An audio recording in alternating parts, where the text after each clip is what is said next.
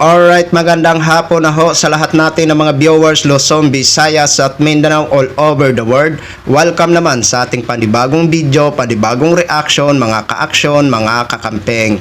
O gusto ko lang ho na i-share ho ito sa inyo at gusto ko lang magbigay ng aking sariling reaction or opinion.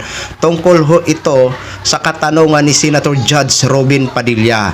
Siguro kung sino ho ang mga bumoto nito at napapanood itong mga argumento na napakalayo ni Senator Judge Robin Padilla, siguro sising-sisi na at nahihiya na ho. Kasi ho ang layo ng kanyang argumento. Alam naman ho natin kung ano ho ang pinag-uusapan dyan sa impeachment trial na kinakaharap ni Vice President Sara Lustrayera, yung mga article of impeachment. Pero ito ho ang mga tanong ni Senator Robin, hindi naman ho angkop sa pinag-uusapan. Oo, hindi ko ho kinakaya ang utak na mayroon si Senator Robin Padilla. O eto ho mga ka-aksyon, mga kakampeng. Panoorin at pakinggan ho muna natin bago ho ako magtuloy-tuloy ng aking sariling opinion. Bakit po kaya naisip ng direktor na sa BARM po kayo? Kayo po ba ay may kaalaman sa Islam? Hindi ko po alam kung ano ang naging basis ng direktor, pero Kayo po mismo. Ang BARM po kasi is Muslim Mindanao. yes, Your Honor. Opo, meron po kayong kaalaman sa Islam? In terms of what do you mean kaalaman, sir? Yung Sa religion po ng Islam kasi Muslim Mindanao. So ibig sabihin, so kahit basic po siguro ng Islam, no? yes, sir. Kahit naman ho sino pwedeng i-assign kahit saang regional office dito sa Pilipinas. Di ba po parang Regional autonomy ang autonomous region ng Muslim Mindanao. So kailangan man siguro kahit paano meron kayong kaalaman sa Islam. Konti siguro, sir. Ano po yung konti na yun? Isa po akong Kristiyano at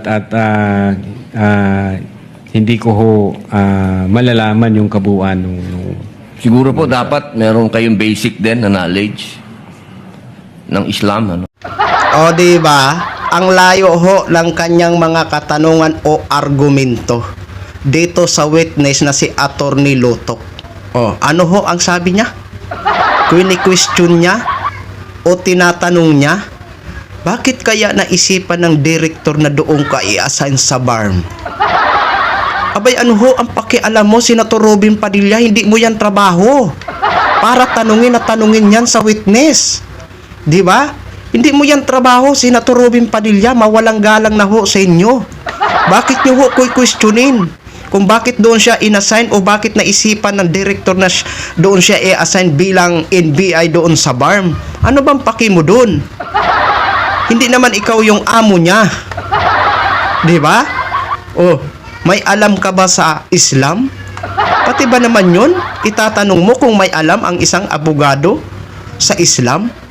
Take note, Senator Robin. Baka nakalimutan mo, abogado yata ang witness. Diba? May alaman o wala, wala ka ng paki doon.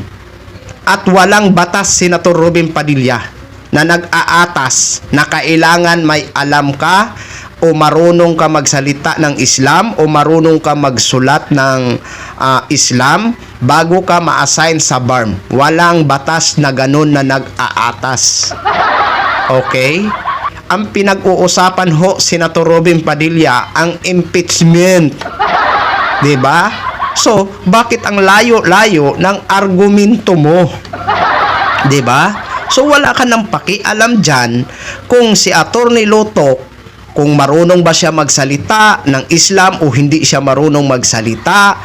Wala ka ng pakialam dyan kasi hindi mo na problema yan. Problema na yan ni Attorney Lutok. Oo, abogado yan, Senator Robin Padilla, sus naman. Pakitaan nyo naman kami ng galing kahit kakaunti. Ang layo-layo naman kasi ng mga argumento mo. Oo, sa pinag-uusapan, impeachment ang pinag-uusapan dyan. Hindi yung tanungin mo siya kung bakit, na kini-question mo pa kung bakit naisipan na doon i-assign ng director ito si Attorney Lutok. Abay, hindi naman ikaw ang amo. At hindi mo naman trabaho para questionin yan. 'Di ba? Ang trabaho mo tanungin mo kung anong gusto mo itanong regarding dyan sa nangyayari sa mga article of impeachment, lalong-lalo na sa mga pinag-uusapan dyan, pinagdidibatihan regarding sa grave threat, o dyan dapat ang itanong mo. Hindi yung papakialaman mo kung bakit doon siya na-assign, kung marunong siya mag-Islam, wala namang batas na ganun na kailangan mo muna marunong magsalita ng Islam o marunong magsulat ng Islam bago ka ma-assign doon sa BARM. Walang batas na ganun, Senator Robin Padilla. Diyos ko naman, Senator Robin Padilla. Galing-galingan nyo naman kahit konti. Nang makabawi lang naman ho kami sa pinapasahod namin sa'yo. Oo. Sabi ko nga ho, mga ka-action, ang mga bumoto ho nito kay Senator Robin Padilla, nako, at mapanood ho ito na ganitong mga argumento na napakalayo, mahihiya na ho, mga ka-action.